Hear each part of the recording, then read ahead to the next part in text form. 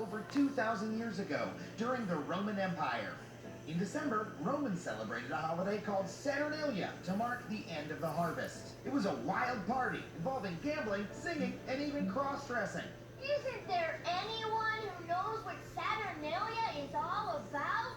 And in Northern Europe, a drunken festival called Yule celebrated the birth of the sun. Families would burn the biggest log they could find and celebrate around evergreen trees to ward off winter depression.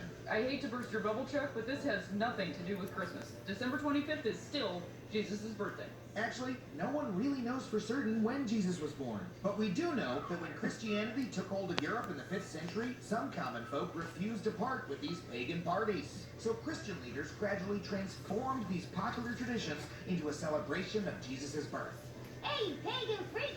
My God was probably born today. This party's about Jesus now, okay? Whatever, dude. It's turned up in this forest. Inserting Christ into these winter festivals was basically a civic compromise. Make the party about Jesus, and you can keep getting jiggy with it. Well, Chuck, sounds like that's when Christmas became the nice family-friendly holiday we know today. Nope, it stayed a debauched, violent food fest for a long time. For over 1,000 years, Christmas was more like a terrifying Mardi Gras. In England, drunken mobs would take over the streets, and a beggar would be crowned the Lord of Misrule. I declare, all crime is legal. It's purge time, baby. The mobs would bang on rich people's doors and demand to be served the best food and drink they had. And if they refused, they were threatened with Christmas violence. Give me booze or I'll smash your face. This actually looks kind of fun, Chuck. I agree, but it certainly wasn't very Christian, which is why when Puritans came to America, they decided Christmas had no place in a Christian nation and banned it. What?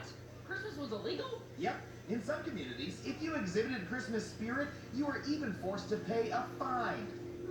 Rosy cheeks, jolly smile. Your fine is 5 shillings. 4 golly birds, 3 French, and 2 turtle doves, and now I have to pay the fine too.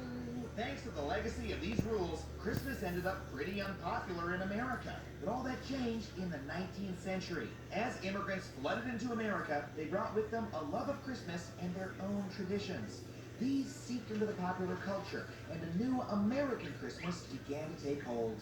And now, we treat Christmas like it's always been a sacred Christian celebration. But the historical truth is, these winter festivities have pagan roots with drunken traditions that a lot of Christians straight up hated for like 1,000 years.